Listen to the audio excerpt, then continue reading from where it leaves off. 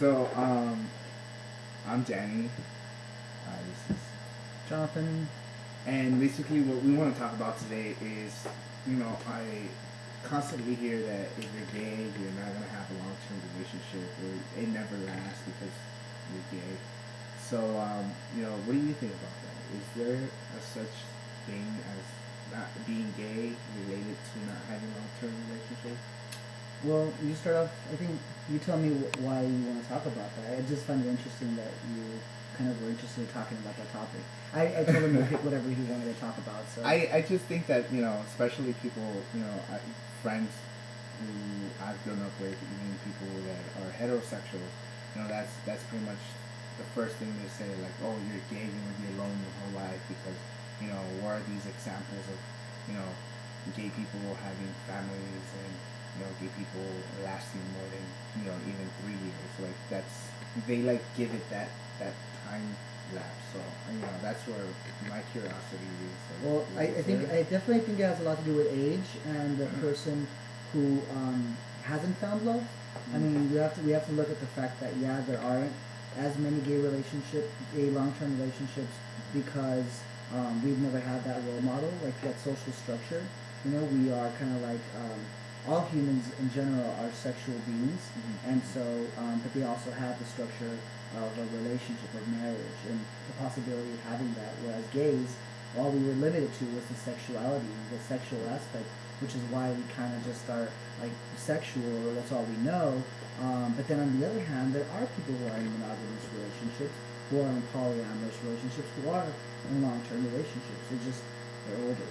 And then when you're younger, and you don't hang out with a lot of older people, do you? Yeah. And they also don't go out and they don't Yeah. party because they are in relationships. So they're raising kids, and they haven't really cared about like going out and going out and being public about it because that's not their thing. Because most of them lived in an age where they were very private. So I think that they do exist. I actually know they are because statistically,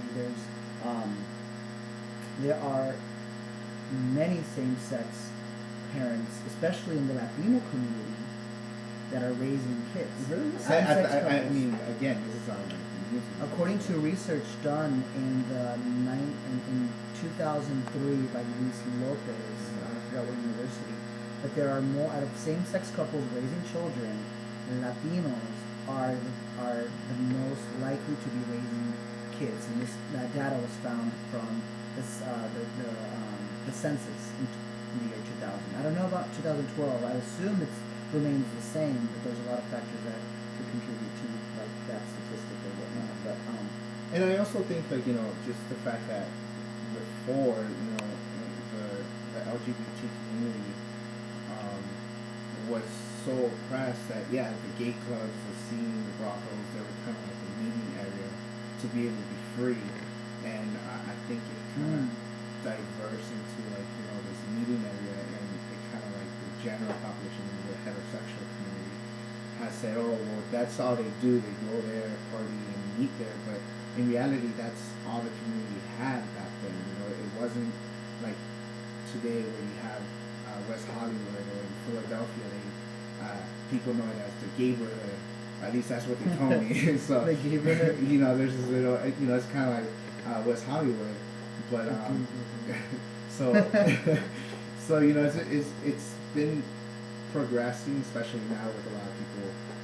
They said that recent studies have shown that most Americans do support gay marriage and they support a lot of the LGBT community. But Washington still needs to change a lot and all that. But I think that is also a big contribution because the way the community has been able to evolve, it was kind of like suppressed. So you had to find all these secrets that back then that's what it was. It was to meet and mingle and have all this sex and stuff like that because that's all the locations they were able to do. It's true. But now it's changed, and I think that people have to also understand that people who go to clubs or people who go to areas that are gay friendly is not only to have sex as most people say it is. So I think also with with going back to the family subject, I think that Now we're talking about relationships. no, I know, but I mean, you kind of touch about. Oh, got it. Yeah, you touch about families, I think that as far as the same sex couple, parents, it's a lot better for the children or how many kids they want to have because they go into it being ready, to opposed to many parents that are like, oh, it's lit, now I'm pregnant. So it's kind of like the want is kind of different in a sense. I'm not saying that just because you had an unwanted pregnancy or anything. I'm not trying to say that. I'm just saying that for Careful the. what you say.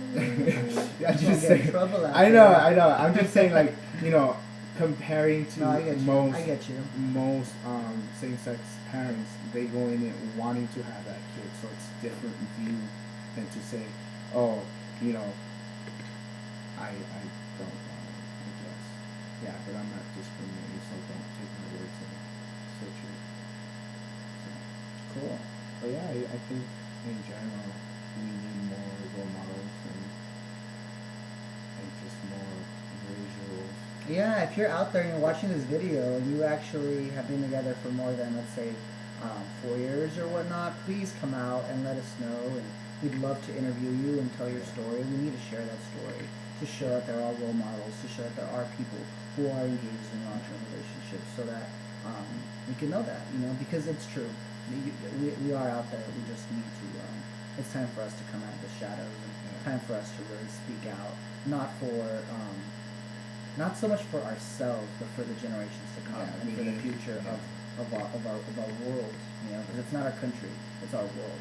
It's a united kind of battle of social economics and that we're kind of battling. So if you're out there, give us a call. Holla! What's the number? We got our number today for Evolutionary Productions. Yeah. So it is 323. And then it's Give me a second. it's queer 786 3378. That's right. Say it again. 323 786 3378. That actually spells queer U, but it's QU6. Yeah, you have it. Yeah. Anyways, call that number. Holla at your boys. Peace. Bye. Thank you for listening.